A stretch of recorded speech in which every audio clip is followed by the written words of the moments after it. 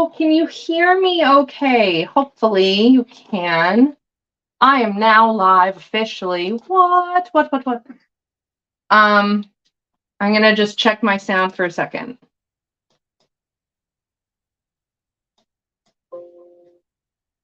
Doesn't look like, oh, okay, we can hear me. Good. Hopefully the sound is good. I'm on the wrong screen for what I'm even trying to do. Silly me. Okay. So let me just try and I'm just still settling in. Oh, Mercury went retrograde today, and I'm normally one who will be like, no need to freak out.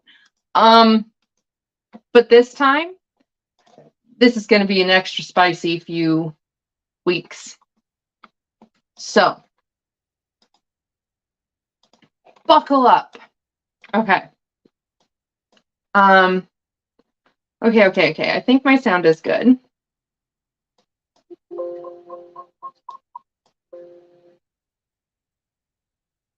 I don't know why. Oh.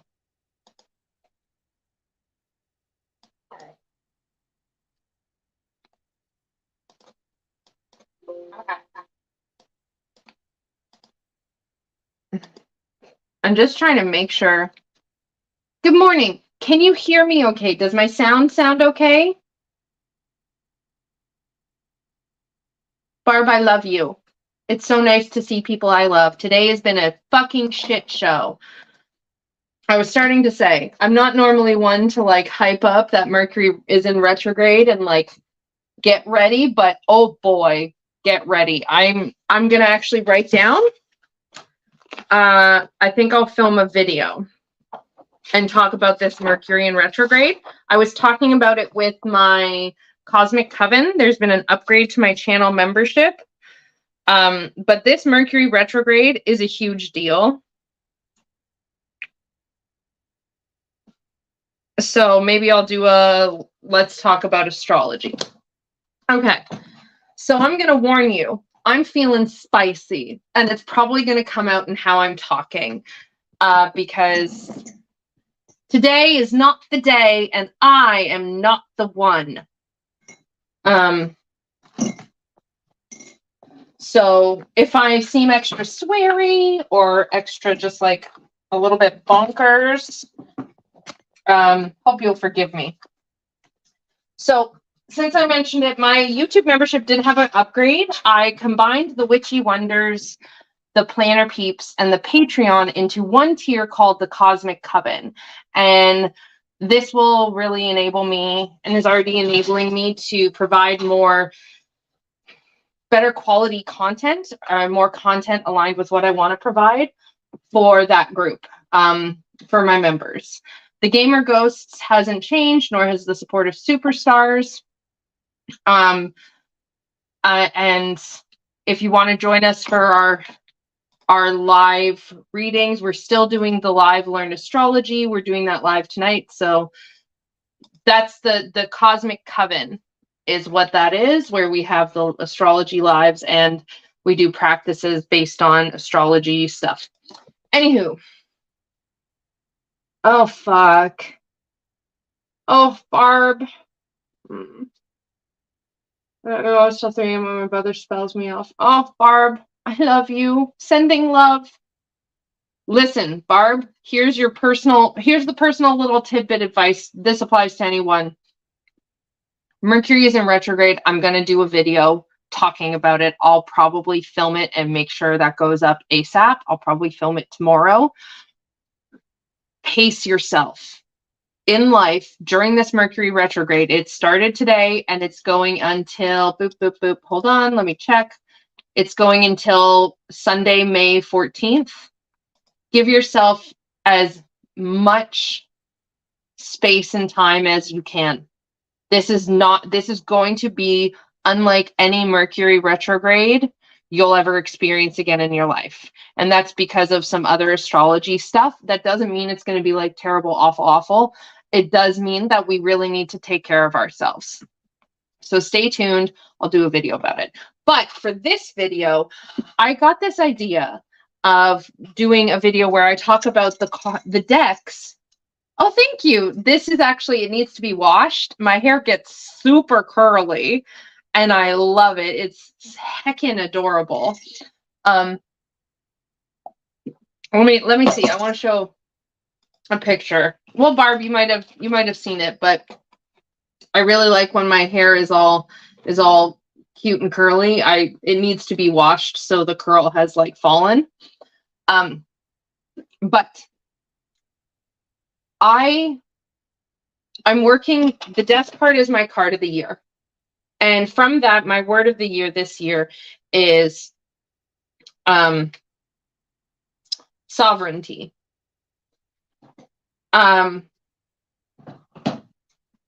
I really like working with my card of the year and my word of the year. Last year, I really went hard into it with my Hanged Man and Surrender, and it was impactful. It was hugely impactful. It was hard and it was impactful. And so this year, I really want to keep working with it too. Like last year, I got I have two screens, so let's make this bigger. There we go. I got my Power of Surrender cards that I used, which I do love. If you're working anything with the concept of surrender, this is really fabulous. And I also used this in like a group ritual thing with a community I'm a part of, and it worked really, really beautifully. So this is a really great deck. And through this, I really, really got in with surrender. And since like my work with surrender is not done, it's not in the same intensity, but it's very much still making an appearance. But I was like, I want to talk about the decks I'm using to try and work with my death card year, to try and explore these themes. And so I was like, I'm going to do a video. And I wanted to do the video for today. But Mercury went retrograde and this morning has just been shit. This day so far has just been shit. And so I was like, okay, the only way I'm actually going to have anything of a video today is if I go live, because I can't with the editing. So here we are, live in my new room, set up at my desk. Love it. Super happy about it. So these are decks that I want to, and that I am planning to, or that I am already working with the concepts of the death card. And the death card in tarot is about, it's about transformation. It's about change. It's about one phase of life ending so that way another phase can begin. Yes, Barb. Someone give Barb a cookie. She needs it. Or something that she needs that will make her happy. Or that'll bring some joy. Not make her happy, but that'll bring a moment of joy. That's my other piece of advice. This is Taurus season. We in luxury, bitches. So if you can, be luxurious. Let yourself in your life be luxurious this Taurus season. We're also really going to need it. My pieces of tidbit. Okay. Why is my... What do you... Why am... That's so weird. I didn't put my other camera as big. Can you hear me? Is everything okay? Something went weird. Because I was seeing this, and then I looked at another tab, and it was showing the screen flipped, and I didn't do that. Can y'all hear me okay?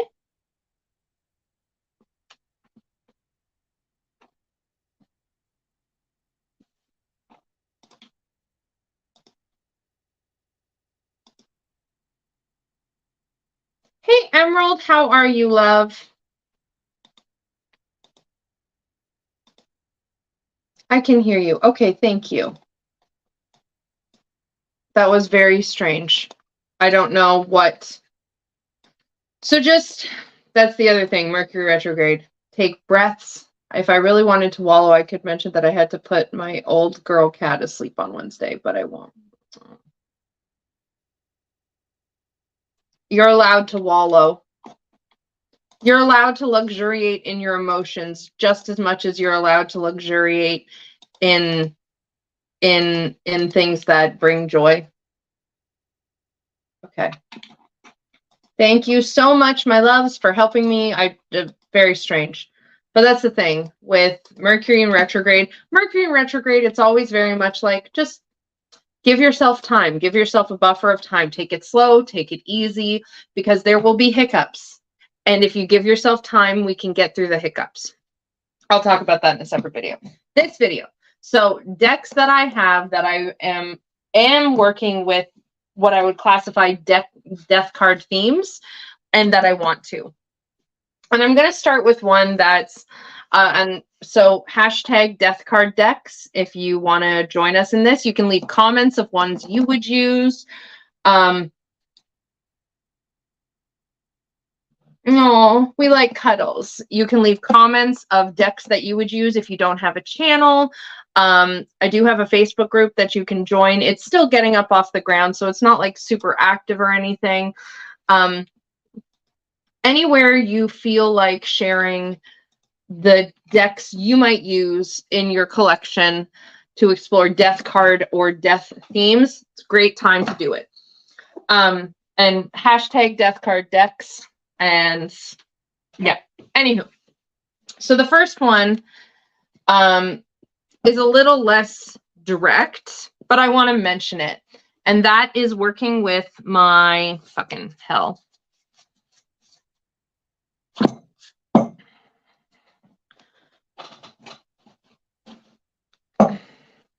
Oh, it looks so good. Oh, there we go. That is working with my Wisdom of the Shadow and my Tarot of the She.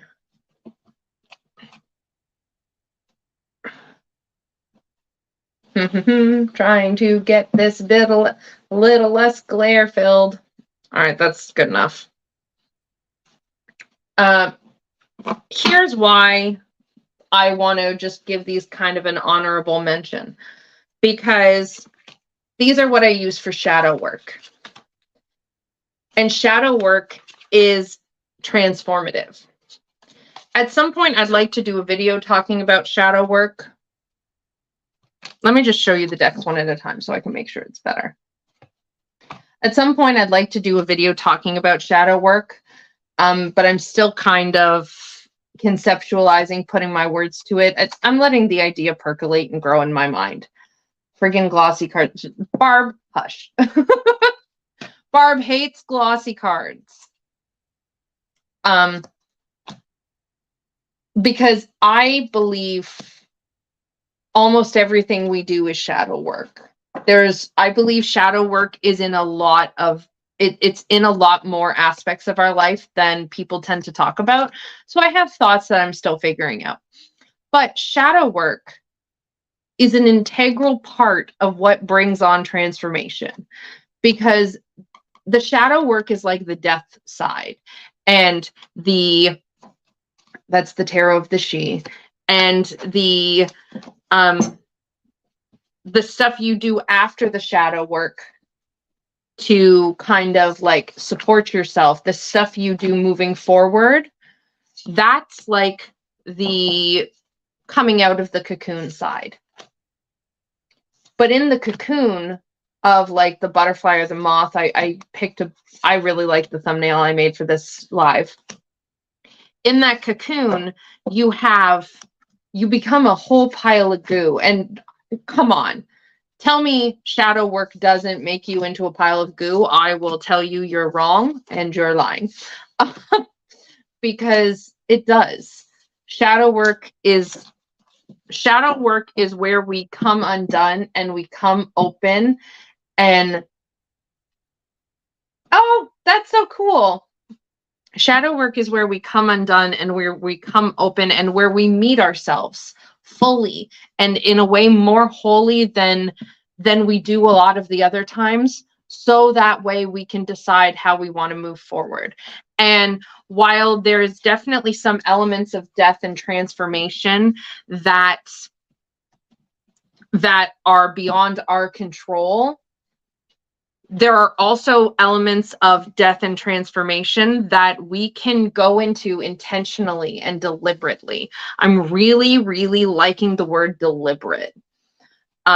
So shadow work will always have a place. And because I'm currently using my Wisdom of the Shadow and my Tarot of the She for shadow work, they're actually on my desk because I was doing my new moon reading from yesterday, because yesterday's energy was not it, let me tell you.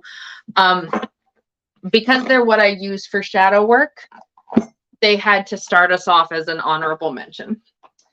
Hello, Jesse. Welcome to the show. I don't know if I've ever seen your name around before, but thank you for joining us. The Death card is a beautiful card, and I love it. I love it on many reasons. Actually, though, I think my favorite card is the Devil. Which is so weird because I have religious trauma, but you know, I hope you love this. Anyone, feel free, like in the chat too, let us know what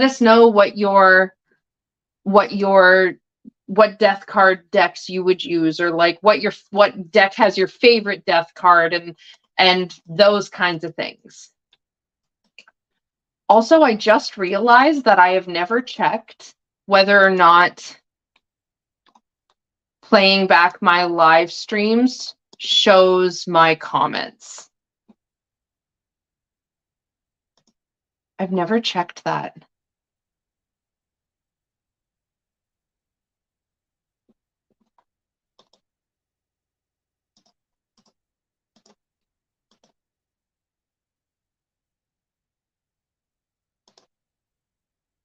Oh, it does. Okay. Sorry, I got distracted and then I got distracted. This is me. This is me in my life. I think use Brady Tarot for this.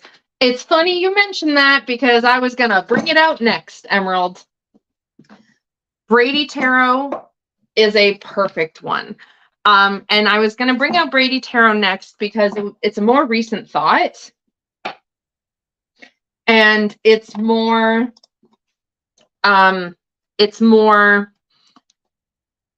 this doesn't feel as intense as some of the other decks I've got. So I'm going to kind of build an intensity here.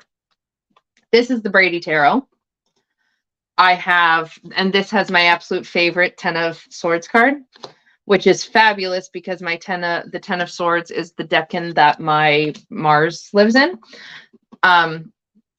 I think the Brady Tarot for me would be really, really fabulous for exploring just the general idea of death. Not necessarily working with specific things to me, but because this is the National Geographic deck, as Lisa calls it, and I can see 100% why she thinks so. This is a deck that I'm not enjoying my light. Is this not good? This is a deck that hold on. Let me see if it's better if I turn off my, oh, don't fall. Crashing into Mercury retrograde. No, there's a shadow. We're keeping that on. Okay. Adjusting, sitting back down, and fixing the pants. All right, cool. This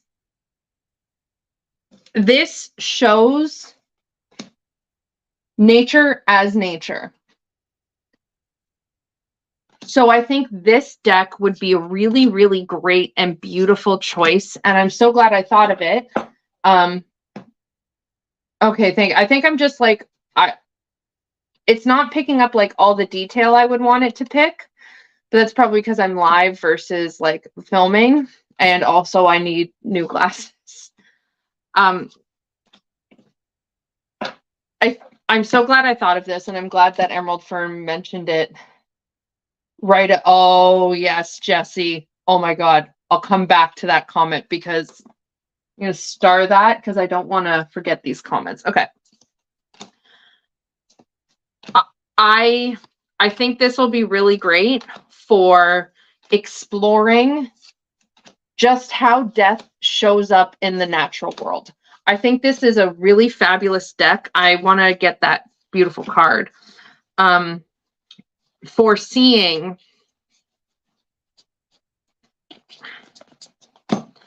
here's the death card in the Brady Tarot, so we can see what that looks like. I'm going to actually go back to the Tarot of the She and show the death card from that too, because I think that would be fun to make sure we look at the death card. I think this deck will be really great for just generally exploring and feeling out the themes of death. And Emerald Fern said, and I'd probably use one of my mushroom decks too, because mushrooms correspond to death and rebirth perfectly. Exactly. This deck very much shows the natural cycles of life. Look at this 10 of Swords, though. Is there a better 10 of Swords? I think not. This is the card that really drove home the point that I'm a dramatic butthead. Like, I keep seeing stickers and sending it to my friends where it's like, I'll get over it. I just need to be dramatic first. And that's me. And here's the 10 of Swords. I love this so much. Anyway, so this is the death card from the Brady Tarot. This is a really stunning death card too. And yeah, so I think this is a really great deck. I'm very excited now that I have the idea to use this to just explore and feel out the natural world. The death card in the 5th Spirit Tarot. I don't know. I don't know what my favorite death card is. I really loved the death card from the Luna Soul Tarot, which I hate the deck, but I love that card. Oh, that's a stunning death card. Oh my gosh.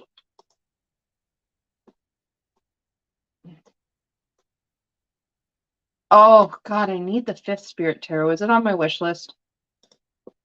And I'm just gonna add this to my wish list just in case it's not there. Hold on.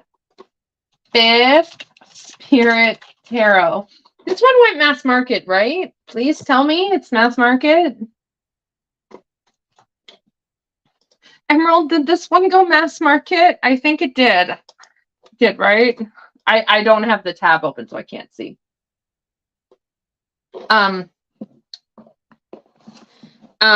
so let me just quickly backpedal because I only got this idea. Fuck yeah, thank you. Thank God. I only got this idea now. So let's just backpedal and find the death card. We're going to look at the death card in each deck that we look at. Ooh, death. 13. The death card is number 13.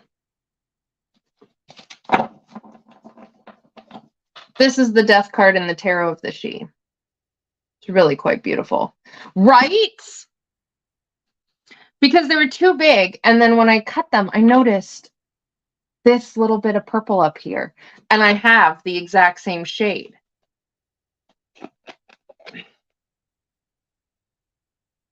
So this is one of my favorite mods. And I trimmed this by hand and it's pretty evenly done. So yeah. All right. The next deck. Okay. Let's see here. Let's talk about a couple of slightly odd ones that it's just an inkling. Okay, my Somnia Tarot.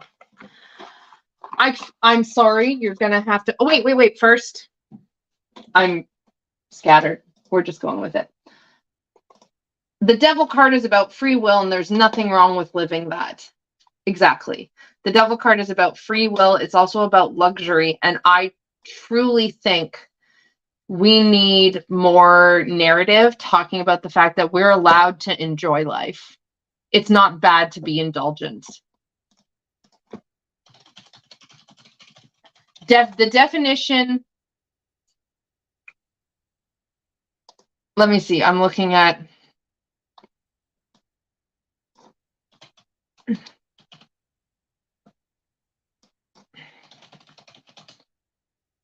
the definition of indulging is allowing oneself to enjoy the pleasure of.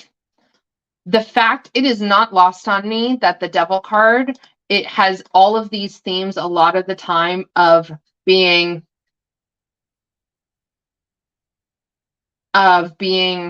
so anti-indulgence. And there are times and places where indulgence is bad and it causes us harm. And that's okay. And it's important to hold space for that. It also doesn't mean that all indulgence is bad. And I know for a fact, when I was in the Christian church, when I was a kid, those Devil card themes of like, if you enjoy sex, if you enjoy chocolate, if you enjoy these are sins and they're evil and, blah, and that other bullshit. So the Devil card is one of my favorites. That was that. Okay. So the Journey card in the Wildwood Tarot is one of my absolute favorites. We're going to come back to this. But first, hey, Bohemian Girl, how are you, love? And I see Lexi came in, and oh, I was going to suspect Somnia, but perhaps it's a little too on the nose. There's a very specific reason, and it's the thing I'm still being vague about.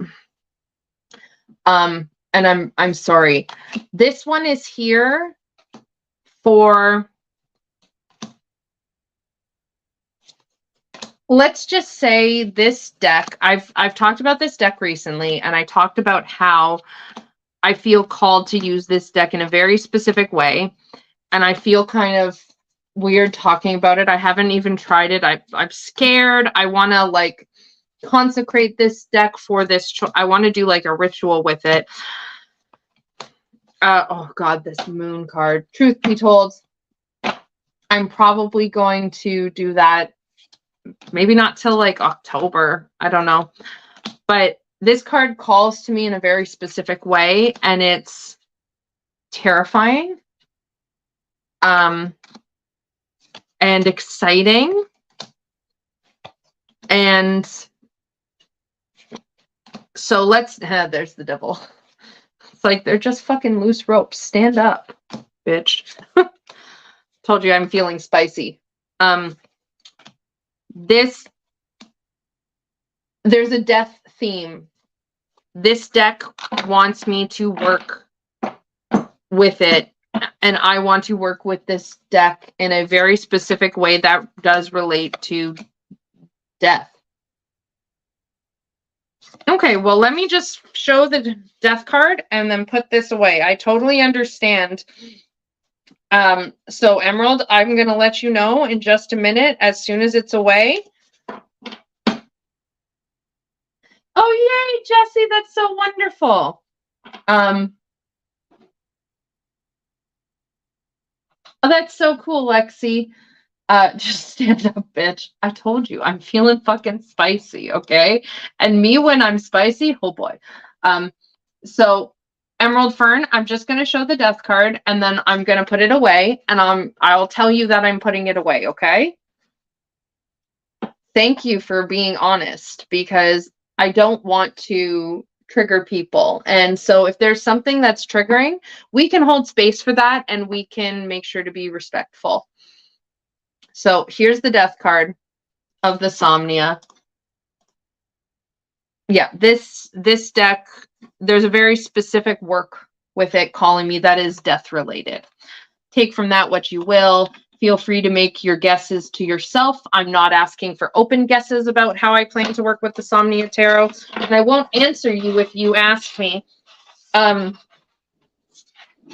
because it's personal and I'm not ready to share that yet, but this is a deck that I will be using. Must be that Mercury retrograde. What must be that Mercury retrograde? Okay, the deck is away now, Emeralds. I hope you were taking care of yourself. I'm sorry that I didn't think to, but that's actually a really good idea. The next deck I want to talk about, before I show it fully, the next deck I want to talk about is the Luminous Void Tarot. And this one has, again, this is a, I know, but you know, I can do better. And so I'm fucking gonna. I'm going to talk about the Luminous Void Tarot. So, prepare yourselves in whatever ways you need to feel safe. This is, again, based on an inkling I've encountered. Okay, so Bohemian Girl. Okay. This is going to be an extremely spicy Mercury retrograde. So let's have a quick vote in the chat with my lovely friends that are here. My day tomorrow is wide open. If you all would like, and I was planning to do a video talking about Mercury retrograde. If y'all would like, I could go live tomorrow because it'll be easier and then I can answer questions. I can go live tomorrow at, say, swim time tomorrow is at 2:30. I could go live tomorrow and talk about the Mercury retrograde. And so that way then people can also ask me questions. I could go live tomorrow. Hold on, let me call Zariah in here. Honey, could you come here and speak to me for a minute, please? Are you making tuna melts? I love you. Okay, it can wait. Do you all like the idea of I can go live, let's talk about astrology and talk about Mercury retrograde tomorrow? There's a couple different times I can do it, but I really think I need to talk about Mercury retrograde this time. But so what do you think? Would you like me to go live so I can yammer about Mercury retrograde at y'all and you can ask questions tomorrow during the day at some point?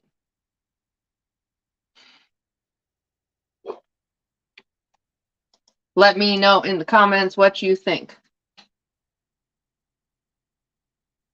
Yeah, go ahead and go live. That's a great idea. That's my fave to ask for at dinner. Yeah, tuna melts. Oh my God. Tuna melts with like a sesame bread. Oh. So when she brings my tuna melts. Okay, wonderful. So when she brings my tuna melts in a couple minutes, I will ask her about times. So Bohemian Girl, let me tell you, this Mercury retrograde, it's noteworthy. It's going to be spicy in all sorts of different ways. It's not necessarily going to be disastrous, though for some people there could be some really hard shit. That's totally fine, Barb, and that makes sense. So I will do that. I will pick a time for live tomorrow. I just got to ask her about, there's a swimming thing, but yeah. Anywho, Luminous Void. I'm opening the box now. If people don't like the Luminous Void, this is your warning so we can take care of ourselves well. This is, again, based on a hunch. And I feel free to be a bit more specific, although not fully specific. I think that I'm going to work with this deck with a deity in my life. Emerald Fern, if you can, try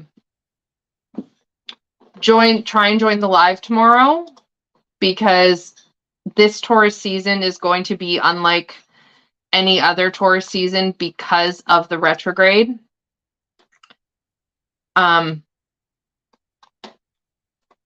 So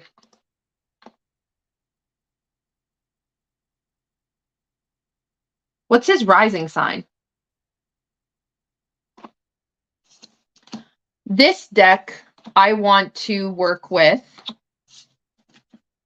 a goddess not Hecate. I think this is related to a different goddess that I'm trying to build a connection with.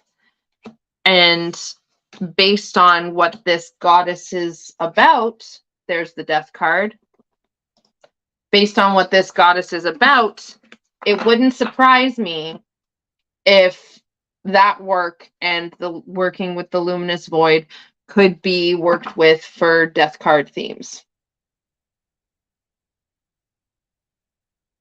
I will talk about it tomorrow live, Lexi, otherwise we'll be here for a billion years. Suffice it to say, it's because Uranus is also in Taurus right now and the North Node. But there's a pile up going on, and the retrograde on top of that, like Mercury has been passing over. But if you need help, Bohemian Girl, let me know, okay? I think you might know how to find me. But I will go live tomorrow and I will talk about it. So, I'll post the live so that way in the community tab, after I get off live here, I'll post, once I've decided the time and I'm off of the live now with y'all, I'll go and make a post on the community tab. So if you have questions, or something about Mercury retrograde, about Taurus season, you can leave it there. I'm not going to do a full walkthrough of Taurus season. That is reserved for my Cosmic Coven YouTube channel membership. So if you're interested in that, it's not too late. I'm going live tonight at 8 p.m., which means there'll be playback.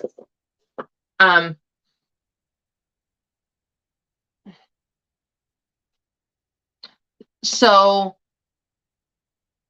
brain. So tomorrow I'll be talking about like the retrograde and what is in Taurus right now.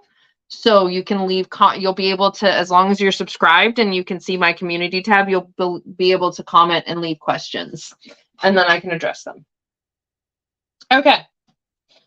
Another deck that I'm thinking I want to work with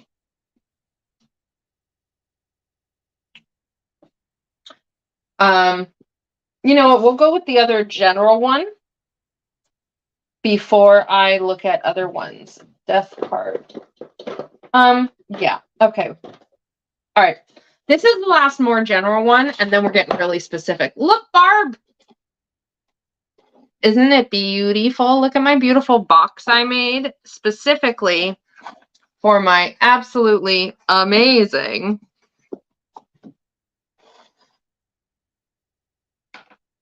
vampire tarot vampires that the amazing Barb gifted me. And I did pre-order something similar to this. I don't really have any thoughts except for the fact that vampires are very deathy related, right? So, I mean, why wouldn't I use this deck or try and explore this deck? Oh, there's the death card. There's Scorpion's beautiful skull. Why wouldn't I use and explore this deck with, like, they named a whole suit after skulls, and vampires are the undead, right? And death is often in tarot metaphoric. So, like, why? Oh God, look at that sun card. This deck is hot. Well, I mean, Barb, you know, I am going to be getting my first Baba Studios deck. I'm going to be getting the Bohemian Gothic Tarot, which will be my first and maybe only Baba Studios deck. And I'm very excited because of lots of pretty things, and I like pretty things. Oh, right. Barb forgets. Yeah, you know, you were there. Like, come on. Silly Barb. That's okay. We'll forgive Barb. Barb has a lot going on. Put some hearts in the chat for Barb because she's having a rough go. Put some hearts in the chat for Barb. Barb. Ridiculous, silly lady. Hysterical. Okie dokie. So that's more general. Bohemian Gothic is what I want Tarot Vampires to be. The Art of Vampires is a bit cheesy to me. That's fair. Truly, Lexi. I'm a 90s baby, and there's something about that deck that it just reminds me of like shows and stuff. Like not only do I like the cheesy art because I'm a cheese ball, it reminds me of my childhood.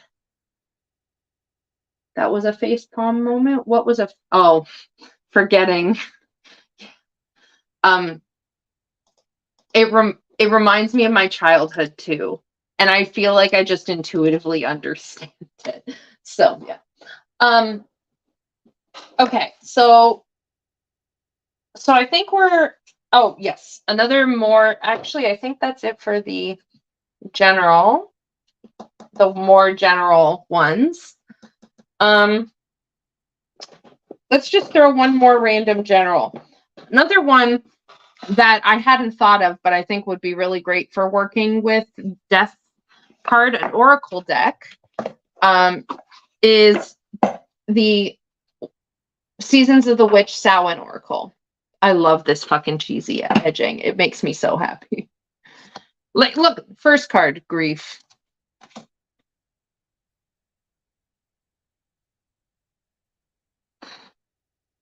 Apples.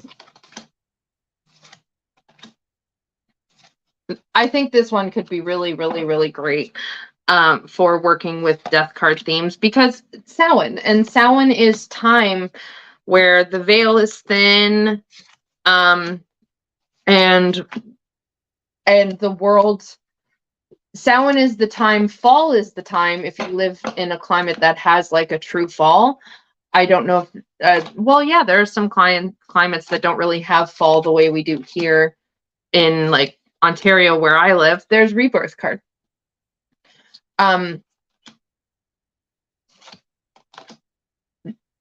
Ancestors, they are our beloved dead. Samhain is the time when the trees show us how beautiful it is to let go. There's this meme that goes around. Oh, I want the Iris Oracle so badly. I can see how that could be shadowy. So decks for fall time and even just winter in general will be, in my opinion, more death themed. Now, keep in mind, as I say that, I'm saying that as a person where my chart naturally aligns with the way the seasons run in my part of the world. Fair, Lexi. And I'm actually going to write down journal moment. Hold on. I still want to make sure. Let's talk about astrology. Because I have a lot of cardinal signs, like my rising sign is Cancer, that's the cardinal sign of summer. My moon sign is Libra, that's the cardinal sign of fall. I have my North Node in Capricorn, which is the cardinal sign of winter, and my Sun and my Mercury and my midheaven are in Aries, which is the cardinal sign of spring. Like my Sun is in the first decan of the decan walk, right? It's in the beginning of the astrological new year. Because of these things, I very strongly align, and the way my cycles run very naturally aligns with the cycles of the world I live in, the world climate I'm a part of. That won't be true for everyone. So if I'm sitting here talking about like, I very much align with the colloquial language around what people tend to do in fall and winter and spring and summer. It's okay if you don't align with that. Some people might want to do shadow work in summer if they're, say,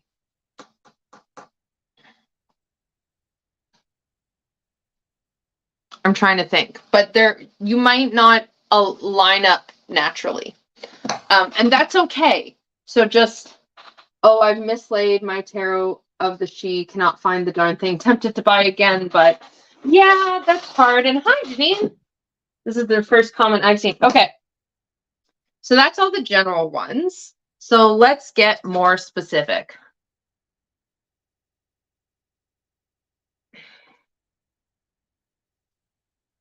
I have a hair in my water. Okay. So first, let's start with the deck I literally specifically bought to explore my word of the year, which is based on my death card. So the Prairie Majesty Oracle. And this was what got me. Explore your sovereign nature. And the fact that it's also animals makes a huge impact as well, because as it turns out, I can't get enough of nature and animal decks. I wouldn't have thought going in that I was going to be big on nature and animal decks, but I cannot get enough of them. So this deck is the deck I got this year. Emerald Fern coming in with the examples. Perfect. So for me, in the summer, I don't tend to feel my depression as much. So shadow work doesn't come up as often for me. It does come up. And like I said, I do want to do a video on shadow work one day. For emeralds, as they've so kindly shared with us, they feel more depressed during the summer. So it's a good time for them to do more shadow work. And that's exactly the kind of thing I was talking about. Most people will talk about doing shadow work during the winter. There will be people, probably a lot of them, who are like trying to do it that way, even if it doesn't work for them. So if you're watching this on playback or live and you've been trying to do things according to the general rule of thumb and it doesn't work for you, take the piece of paper with the general rules, like that you have to, like that you start with candle magic, all of these rules, take that piece of paper with those rules, crumple it up and throw the bitch away. Fuck the rules. There are no rules. Your life, your rules. Your life should be designed for you, by you and for you. Your life should be designed by you, for you, not designed by others for their benefit. Fuck that shit. So if you're watching this, yes, yes, fuck the rules indeed. Hell yeah. So if you're watching this and you've been trying to do like seasonal work, but it's just not working, maybe it's because your seasons aren't like, maybe your personal seasons don't align with other people, or it doesn't align with the climate that you live in. Okay, so fuck the rules.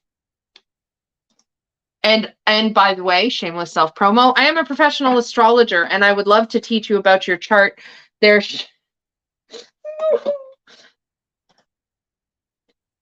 Thank you, love. There should be a link in the description box of my website. You can hire me and I will tell you more about your chart and your energy. Anyways, so I bought this deck in place of how I had this one, and I showed this a bit earlier.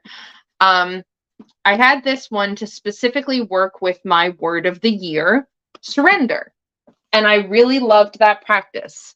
So when I saw that this has the tagline, explore your sovereign nature, and my word of the year is sovereign, I had to get this.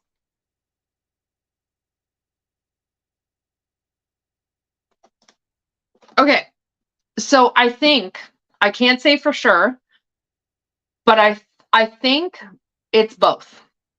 I think. Hopefully some else in the chat. Hey, Krista. No. Hopefully someone else in the chat will tell us. I would interpret it as both. Now, keep in mind, I'm self-diagnosed autistic, I'm neurodivergent, I'm extremely literal. So take that understanding and apply it to your own analysis of what I say now. Birth cards would be both, in my opinion, because you use the numerology of your birthday to determine your soul card or the card that's associated with your life path number. And then I see your comment, Lexi. I'm putting a star on it. And then, but you also have cards associated with like your signs, right? So my soul card number is 8, is strength or justice. Which, funny story, and this is the fucky thing with astrology. My moon sign is in Libra, and Libra is associated with justice. So either way you slice it, even if you get a Thoth deck where the 8 and the 11 are switched, I will always be connected and tied to justice, just like I'm tied to strength. So that's, but then there's also like the fact that you have, I'm an Aries sun sign. So that's that the Emperor is associated with my sun sign. So I think the birth cards are specifically like the numerology soul thing. However, you have other things that technically would fit as birth cards. Anything that, in my opinion, anything that's in your chart, your birth chart, would technically count as a birth card. So that's my interpretation. If anyone has any thoughts to add, let us know. Okay. Hi, Krista. How are you, love? Mwah. Love for Krista. Krista is fabulous. She's such a fucking sweetheart. And I've had the pleasure of working with Krista. She is exactly as sweet as she seems in her videos in the real life experience I have with her. I adore Krista. She is so sweet and lovely. Love you. Okay. And I saw, hold on. The word of the year. This is hard. For me, it is a, oh, my brain, hold on. For me, it is very intuitive. Last year, both of my words of the year, actually, I have heard through Jessica and the Moon. There was videos I was watching where she was talking about words of the year, and I heard of the year surrender. And I thought, oh shit, that's going to be, yes, my darling. Hey, so what do you think is the chances of taking him swimming today? Because I also like want to go live tomorrow to talk about astrology. Okay. Okay, I'm just going to go live tomorrow at 4:30. You okay? Live. Let's talk about astrology. Mercury retrograde shenanigans. Okay, so tomorrow I'm going to go live tomorrow at 4:30 Eastern time.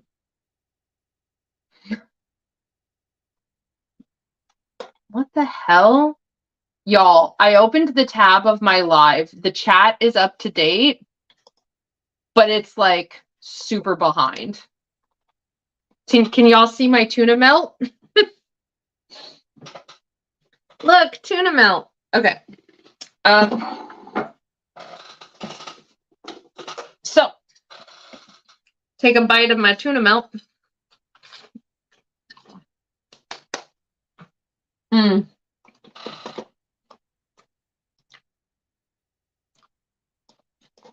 So I heard the word surrender, and I knew that it would be my word of the year, but I wasn't ready. And then last year, when I found out it was going to be my Hanged Man card, or a Hanged One year for me. And I got confirmation through guidebooks reading about the Hanged One that it was my year for surrender. And I knew coming in. So it's intuitive for me. I started it accidentally and unintentionally, and now I am intentionally moving forward that my word of the year will be tied to my... No, we are never fucking ready for our word of the year. It's a gong show. Nope. It's awful. No. Oh God. It's so good. All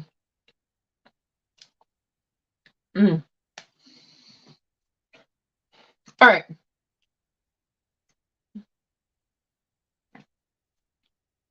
So my word of the year is now forever going to be tied to my card of the year, because that works for me. And it also so happens that I heard Jessica and the Moon, Jessica Starr, talk about sovereignty when I watched her videos from her death card year. And this was another word that I knew was going to be for me in some place at some time. And isn't it funny that sovereign, if you typed sovereign and spelt it sovereign and said it, it's literally pronounced the same. Sovereignty is a very big deal for me. Same with surrender. They're lifelong lessons.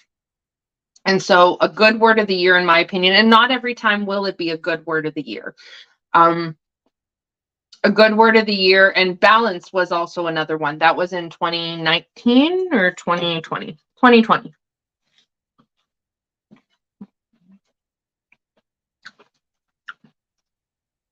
Babe, did you make salmon for yourself? You did. You gave me the right one though, right? Okay.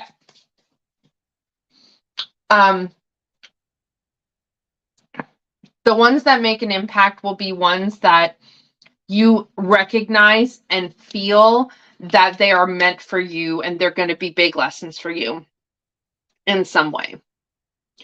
Sovereignty and surrender are 100% connected. And yeah, balance is a huge thing. Absolutely. That is very well put. I'm going to write that in my journal somewhere. Okay. Anyway, moving on. Damn, that's a good sandwich. So this beautiful thing,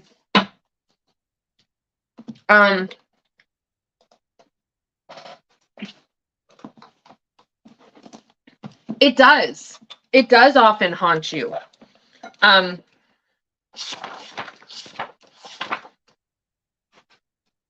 Where am I going to write this?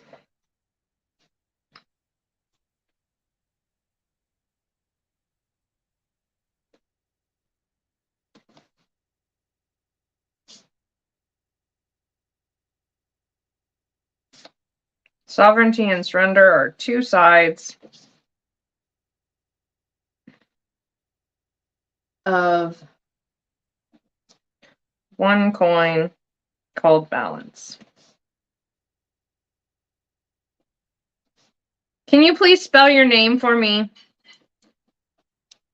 so I can write this, so I can attribute properly? Boom, there you are. Sovereignty and surrender are two sides of one coin called balance. Can you spell out your name for me, my love? So that way I can...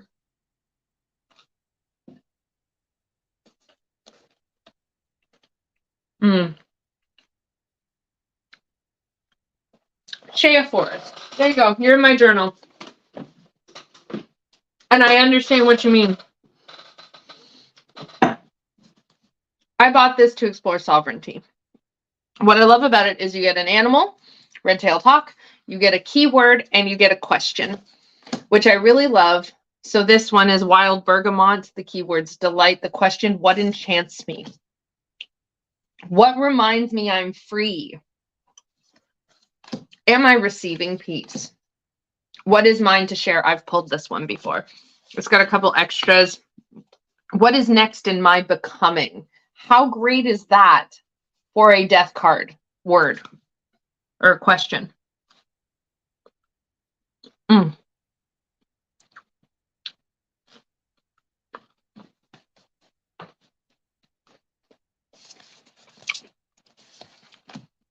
I love this deck.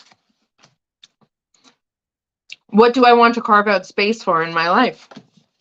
I highly recommend it. Where's my strength? What kind of release and would protect clarity in my space? And I pull one of these every week. My card this week is, oh, that's upside down. Also, Death is my favorite tarot. It's a fabulous oracle. My only concern is about that I'm very rough on things and I'm afraid I'm going to destroy it. However, it is mass market, so it's easy to get. I love this oracle. And it was actually because of Krista's videos that I finally like really saw this and was like, oh my gosh, I need to get this. My card this week is in my journal again, because journal. Nope, that's not it.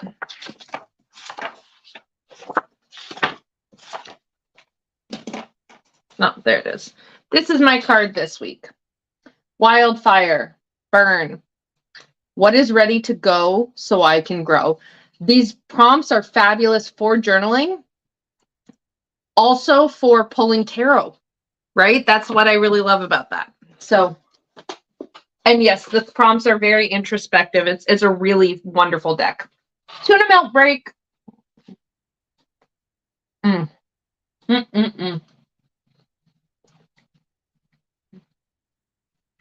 Oh, fuck, this is so delicious. Are you eating something delicious? If you are, enjoy it. And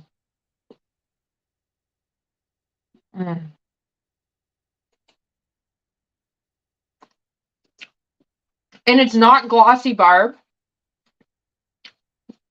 So if you love it, highly recommend. And the cardstock, it's nice cardstock. It's just, it's on a thinner end, and I am a wrecking ball.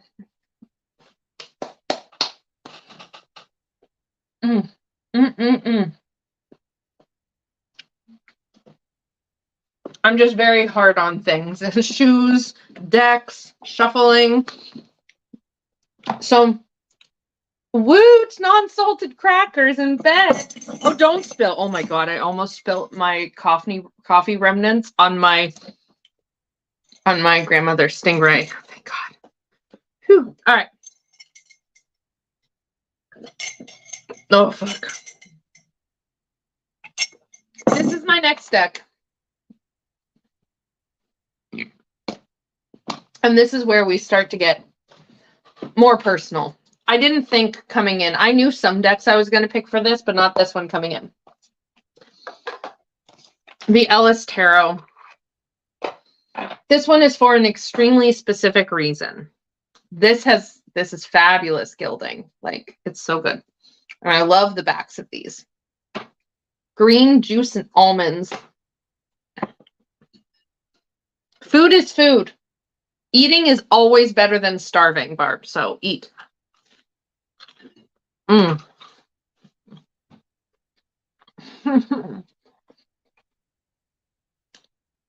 It's so good. I'm going into a tuna kick. I can feel it.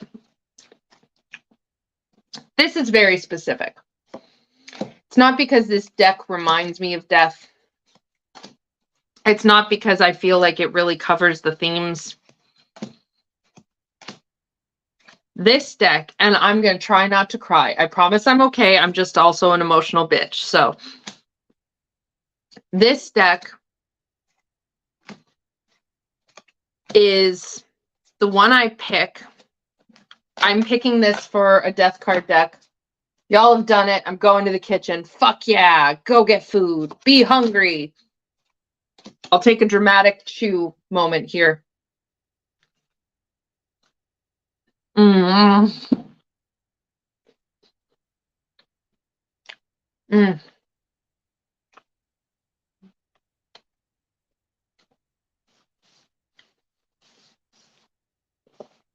Even junk food has a place in our life. I will never say there's no such thing as bad food. The only bad food is the food that you're allergic to and will kill you if you eat it. Otherwise, there's no such thing as bad food. Everything has a place. And you get to decide what that place is.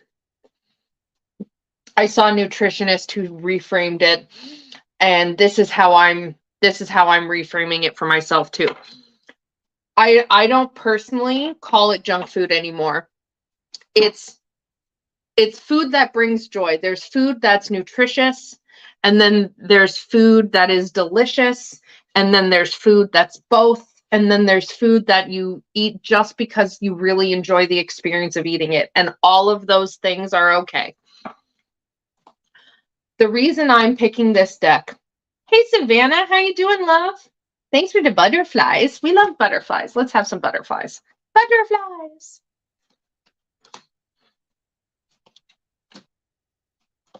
The reason I'm picking this deck is because this deck feels like me.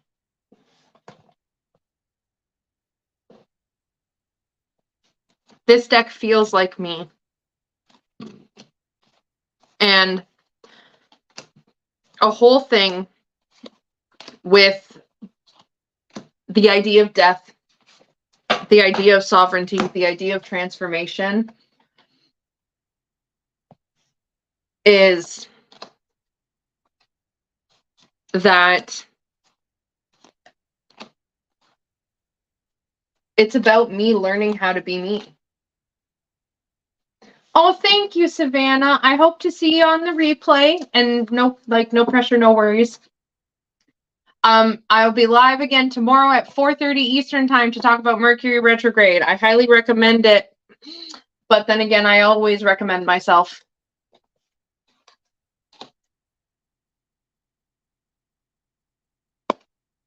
This is like my least favorite thing, that she's holding a snake by the throat, but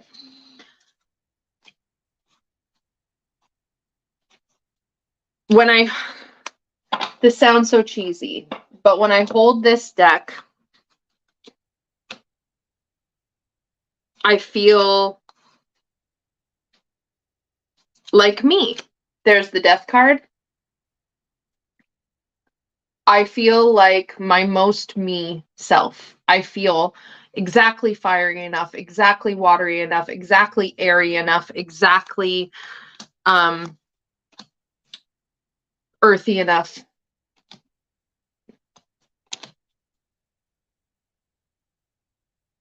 And if I could look like anything in the world, this is how I would look.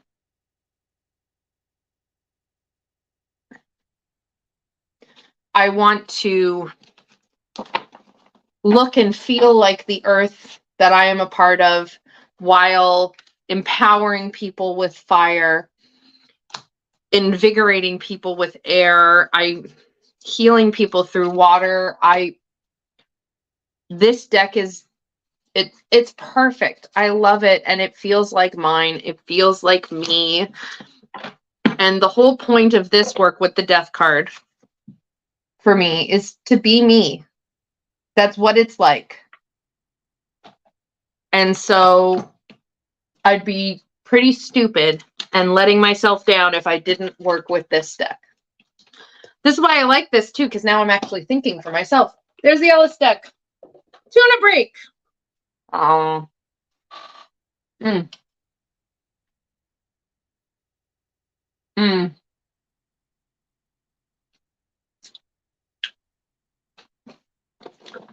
I am very Queen of Wands. And the Queen of Wands, especially because she's fire and water. And that one, I don't think I've ever seen that deck so pretty. Love the backs. I'm coming back to that, Lexi. And that Queen of Wands specifically.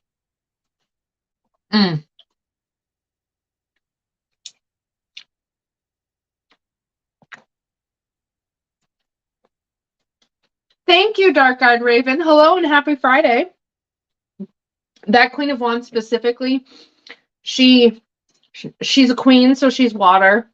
She's a wand, so she's fire. She looks like the earth. And I'm sure the air's in there somewhere.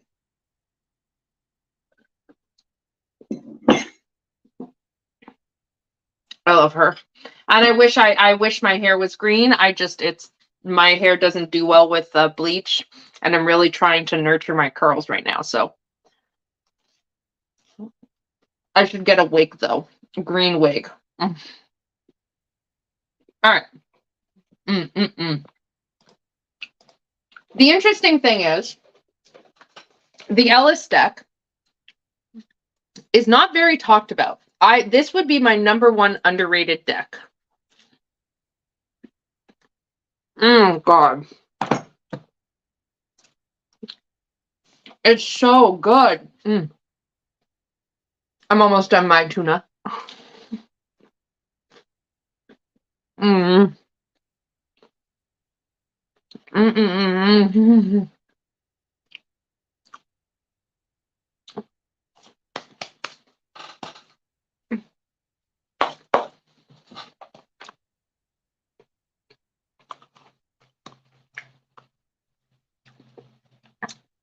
This is the 5th edition, which when I bought this last year was still available.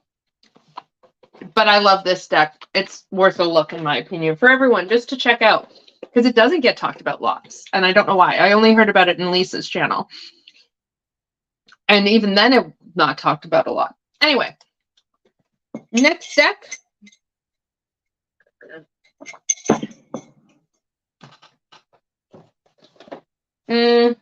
No, not that one.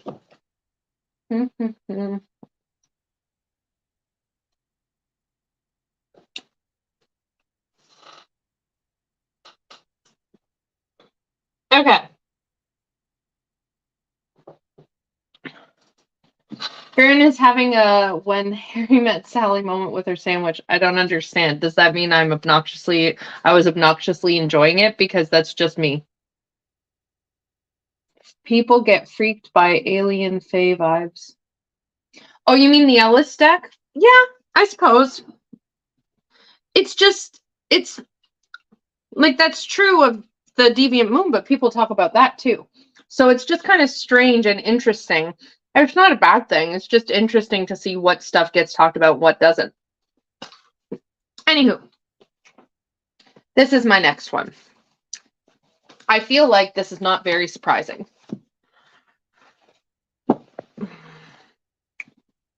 This deck, I know When Harry Met Sally is a movie, okay? I may be young, but I do have a mother.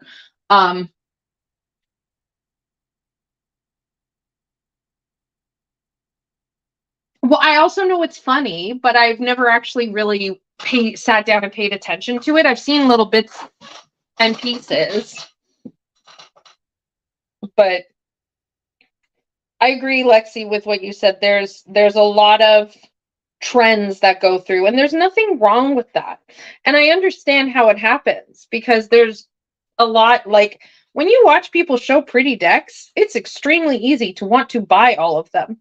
Speaking from, personal experience here. So, like, I totally get it. But yeah, there definitely seems to be waves, and I'm just, yeah.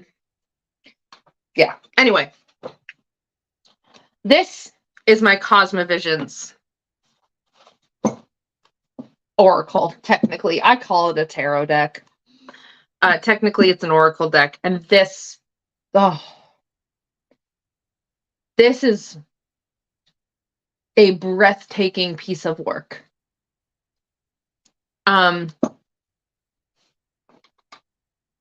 Exactly. That makes sense. Yeah. I think your aim landed.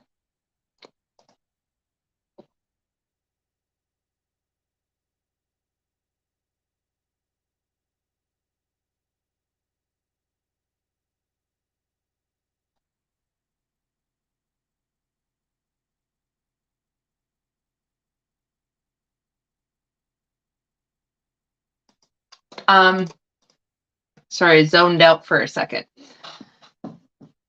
This deck, this for me is another deck that is underrated. I understand why this is underrated. Look at this. So Oh, thank you for checking in and letting us know, Emerald. I'm glad you're still here. Because this deck has been completely restructured. It's literally entirely the tarot structure, but it's just restructured. And that's why it's called an oracle.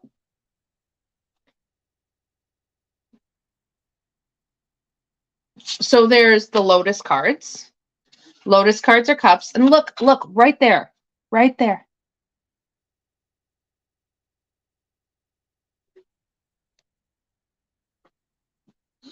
The major arcana has been reimagined.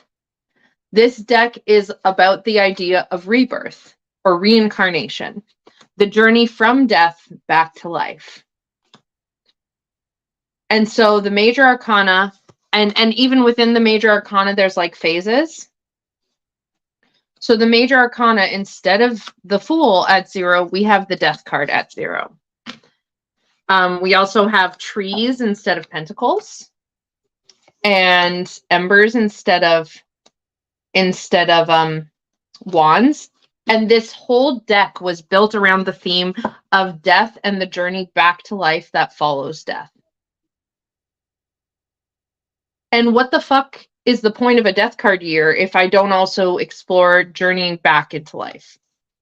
When I found this deck, I saw, I think, Lisa talk about it. And here's the death card, also the Fool. And when I saw this, I highly recommend this deck, Shea.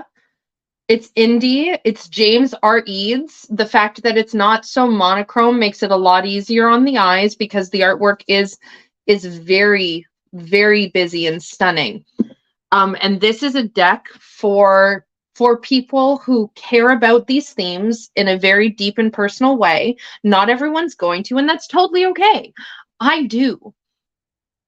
And for people who really want to dive deeply. Because it takes a lot of work to learn this deck. So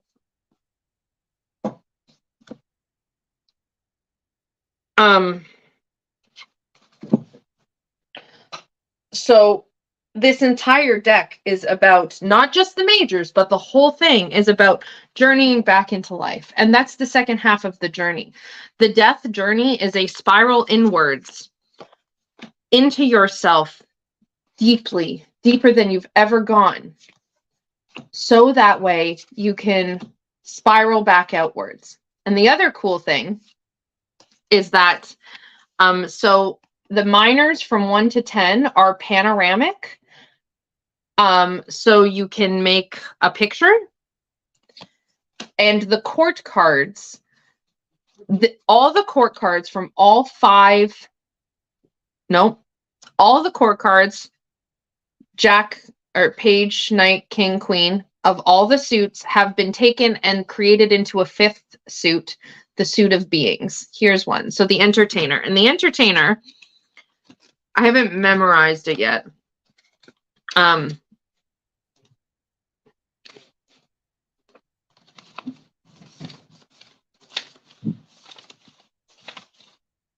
Or the Entertainer is the Knight of Pentacles. I hope my wife's on the phone with her that. The Romantic, I believe this is one of the cup cards. So there's also 4, 8, 12, 16. There's also 16 beings. I have used the Knight of Chalices, the Romantic. So like, it makes sense. I will admit, I still have a lot of work and studying to do with this deck. And I feel, just like I have from the beginning, that this deck is an extremely special thing. And its place in my life has changed multiple times.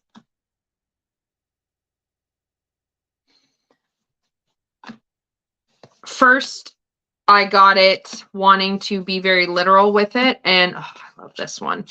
I think this is the Queen of Swords or something.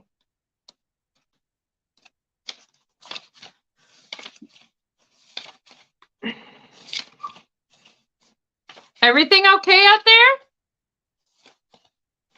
Page of Swords. If you're comfortable, what are your thoughts on the death card and physical death? Curious on other people's thoughts on this. I'm going to star this. But if you could be a bit more specific, like, do I think the death card can mean physical death? Is that what you mean? If you could clarify a little bit, that would be helpful. But I'm happy to try my best to answer your question. And if I can't, I'll just tell you. I've always felt this deck would be special. At first, I thought I was going to use it to work with a goddess. That didn't pan out. I didn't end up working with that goddess long term.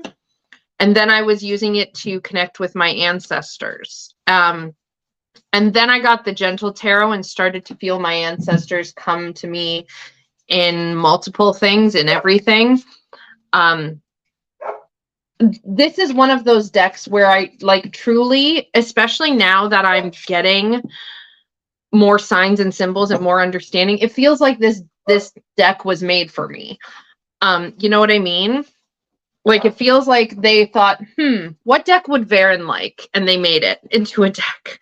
So I'm incredibly attached to this deck. That's why it has its own special bag.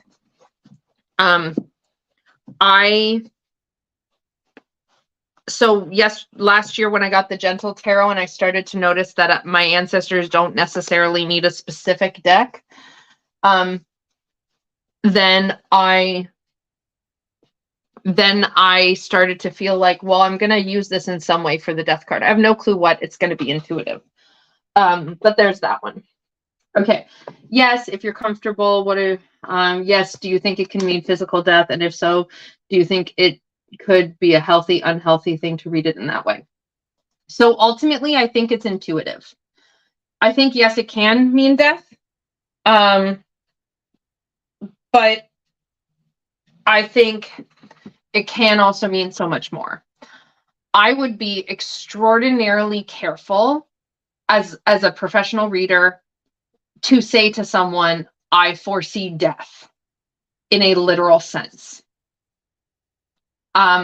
Largely, I think that could be very irresponsible and unhealthy and harmful to do. So I can't imagine a circumstance in which that could happen. I did have a circumstance where my messages that I was giving someone with tarot ended up coming from an unexpected death. And that was the Tower card. But there was way more context to it.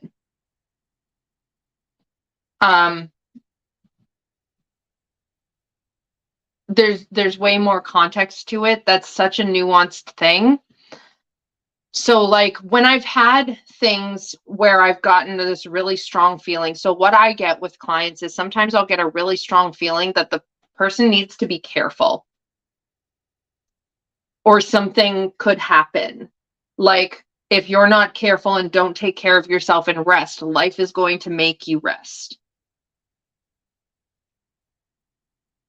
And every time I've had that happen in a client reading, twice, two different clients did not heed the warning. And I told it to them like that. I was like, I'm feeling like you need to be careful. You need to take care of yourself. You need to rest. This rest is required. So whether you like it or not, rest is going to happen. So lean into it, allow it to come in because it's coming. And both of them got hurt physically. I didn't know that it was going to be a physical hurt, but both of them got hurt in such a way that life made them rest, essentially. We laugh about it now. But that's how that kind of thing comes through for me. It's never specific. It's never so detailed that I can say, I think bad things are going to happen to you physically, you know? So that's the best I feel that I can answer this question. I like what Shaya said. It makes a lot of sense. I'm going to super quickly run to the bathroom. I will be right back.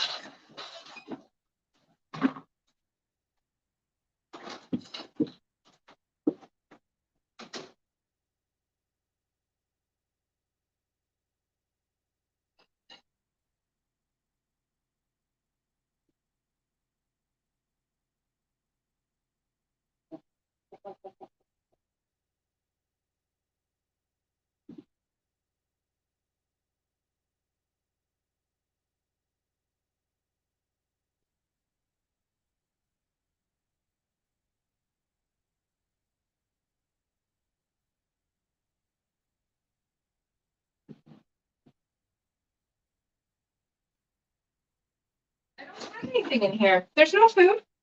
No food for you. No, bye.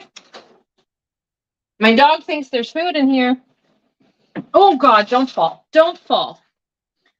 Such is the nature of cosmic forces. Make the choice or it will be made for you by life taking place. Yeah, kind of. Anyways. The other thing I just want to say was the Cosmovisions. I really love the idea of death as the zero because death represents endings. And therefore, there's always a beginning that goes with an ending, and each beginning has risks. So I can see a lot of connections there.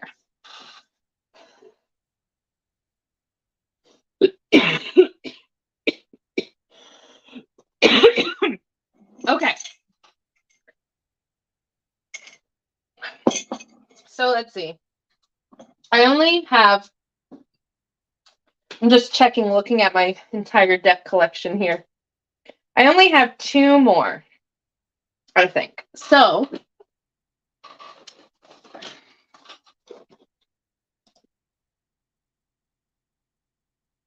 oh, Barb's going to send me the movie scene she was talking about from Harry Met Sally. So, speaking of this comment, Jesse,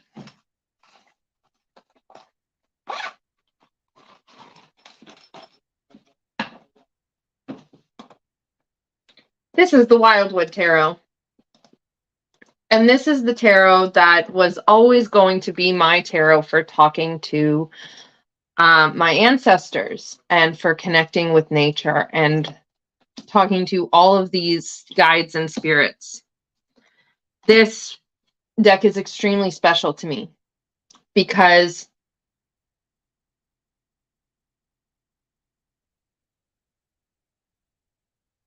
that makes a lot of sense, Jesse. I've literally written poems about family members being like memorial poems that I read at their funeral before they died, with all the family members that I've had that died that I had any kind of a close connection with.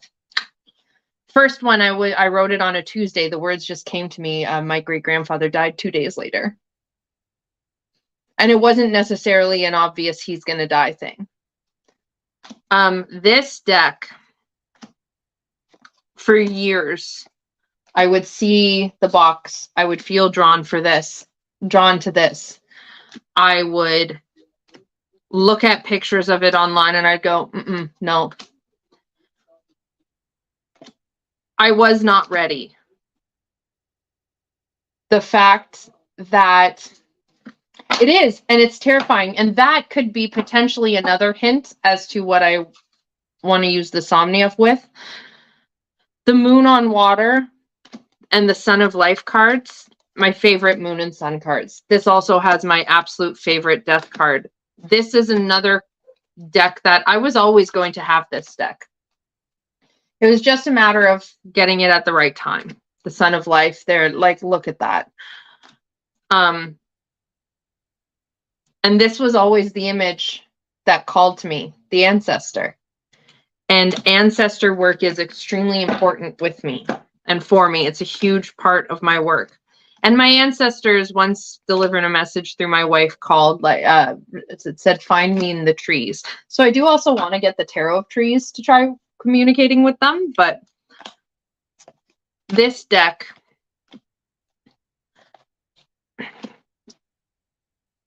the ancestors are such a huge force for me that I couldn't not Temperance Renamed to Balance.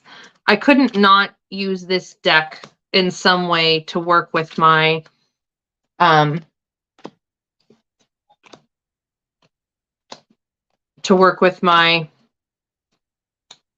death card here. And there's lots of cards like this one, Mourning. Rephrase, major arcana cards are cosmic forces that are influencing us in extremely powerful ways. We can cooperate or we can fight it, but if it's a matter of survival, life will make us listen. That's a really great way to put it.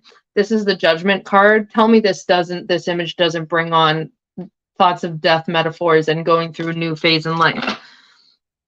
I don't know. I cannot tell you what this deck is, and there it is. This is the Death card. I cannot tell you what this deck is going to mean to me, or what it already means to me, or how I will work with it, and how it will teach me, and how my ancestors are going to teach me. I can't tell you. I don't know. But this deck is going to be a part of it. I know that.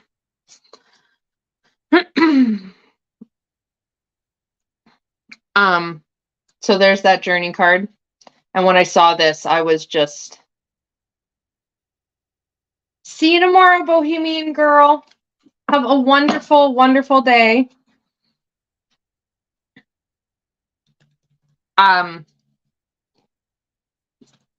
There's lots of doorways. There's the devil card. It's the guardian. It's a fucking skeleton. I really appreciate this conversation. I personally am working on being more death positive, physical or not. It's important to have a balance in the way we view death, as in all things. Absolutely. 100 million%. So that's my Wildwood Tarot, which I did finally get last year. And then there's one more. This absolutely stunning piece of work.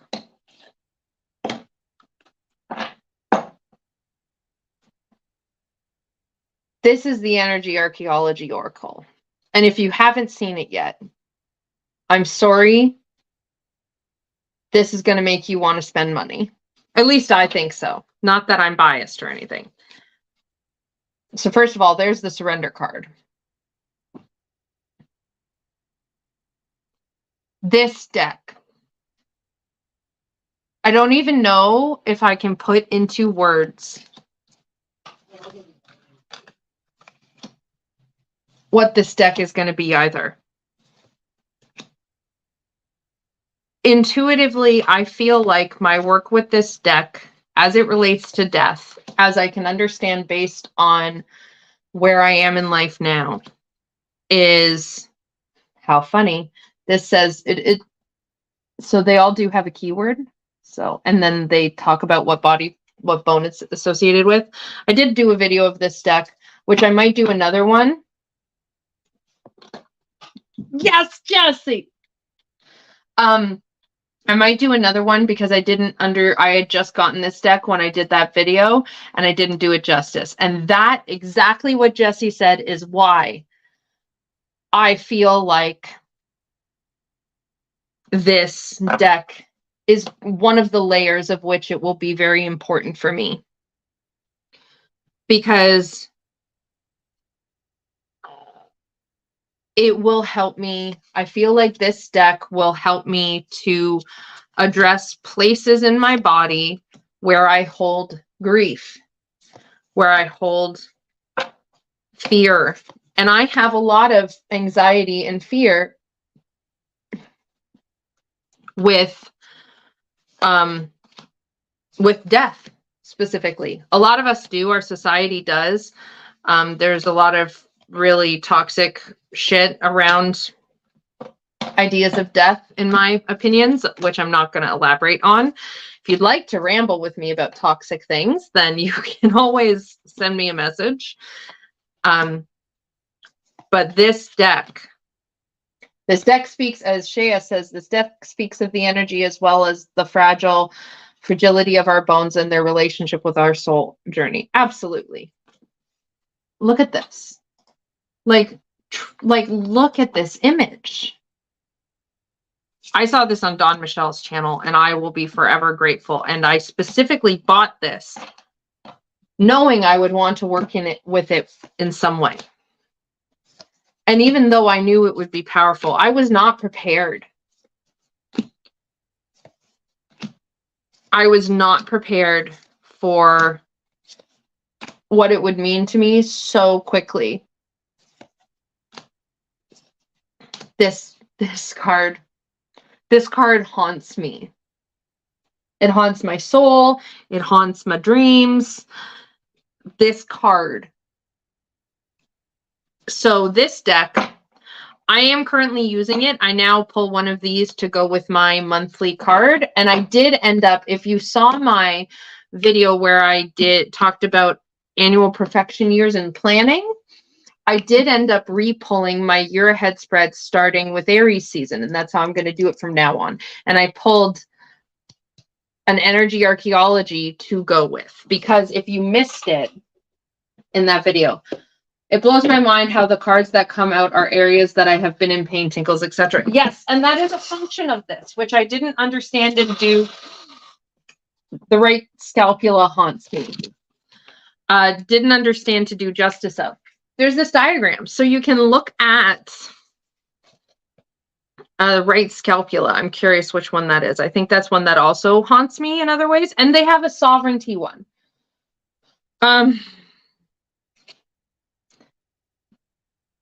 Responsibility. Yep. That blessing and burden really, really haunts me too. The right and left scalpula. So you can look up, and if you're having pain in your,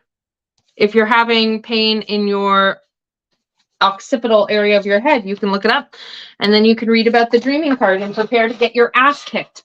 This shit this pulls no punches. This deck doesn't fuck around. It's loving and tender and immensely fierce. 100%. Do you have this deck, Shaya?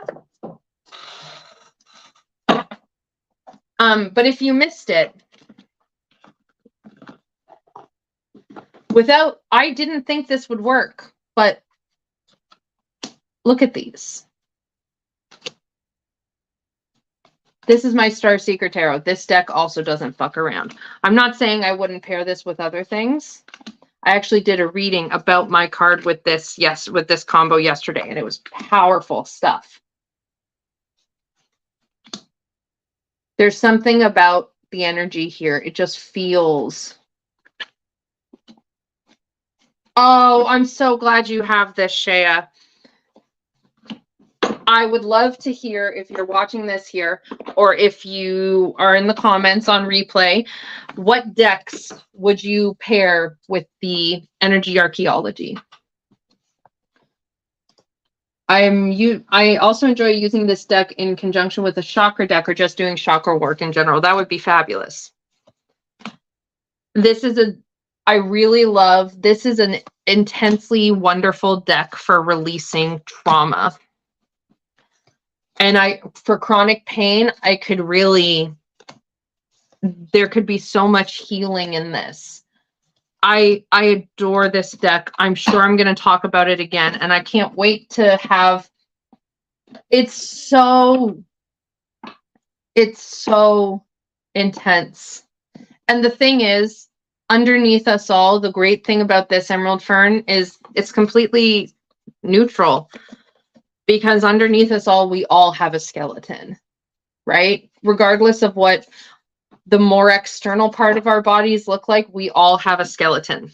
So let's pull a card. Let's end. There's no death card in this, but let's end and let's pull. And I will just straight read from the guidebook. So everybody, Ludi Lescott to work on a personal trauma. Okay. What's the Ludi Lescott? Is that a tarot?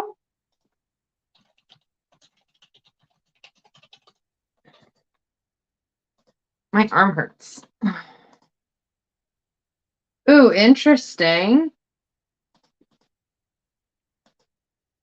That's a cool looking, interesting deck. Okay. All right. We're going to do a reading to end this off. So everyone focus. We're doing collectively.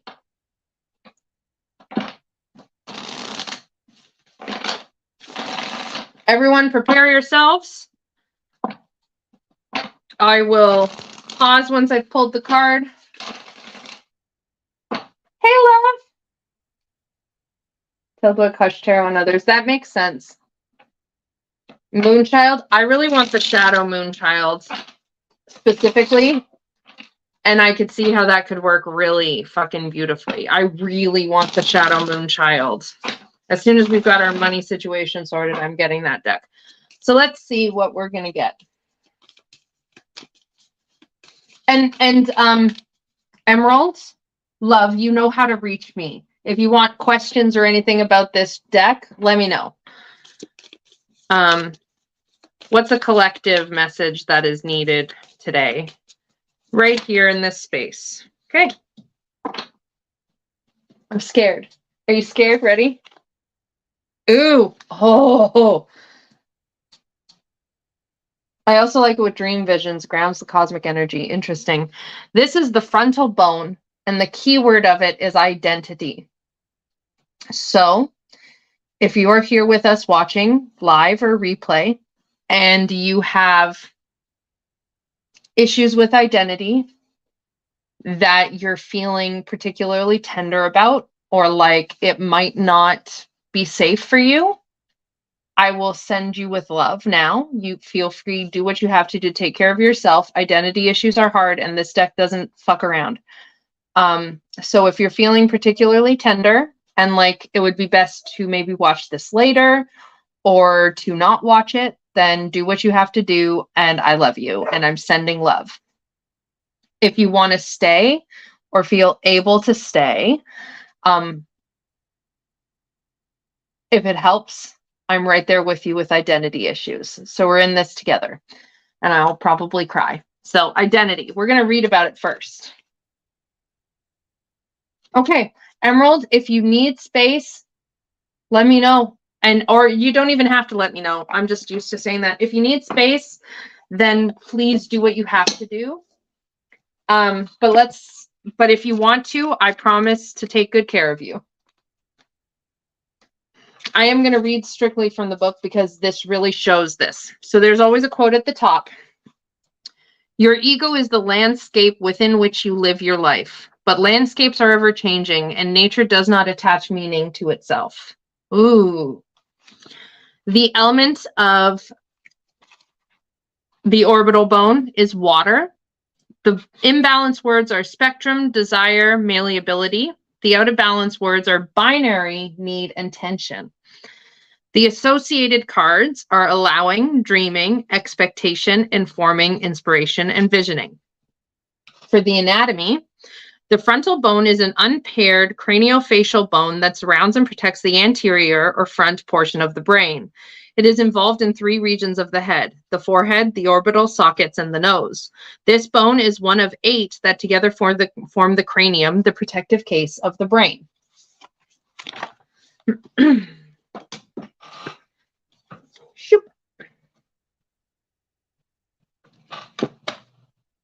Shea,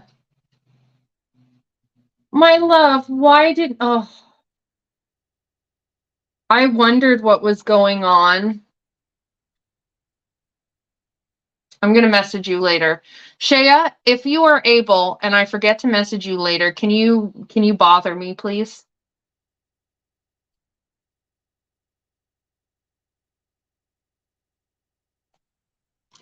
The energy part. The frontal bone is part of the cranial energetic pathway, a flow of energy in the skull that moves between the occipital, parietal, parietal, frontal, temporal, and sphenoid bones. The skull requires that the occipital, parietal, and frontal bones work in conversation with each other and also with conscious and unconscious energies. When one is restricted or blocked, it will subdue the flow of the others. When one is overactive, it will require the others to respond in the same way. The frontal bones in the skull anchor and flow the conscious energies of who you are and how you identify. In other words, energies akin to the ego. My wife was having a migraine literally this morning and yesterday. I'm going to read her this card later, just to, nag her.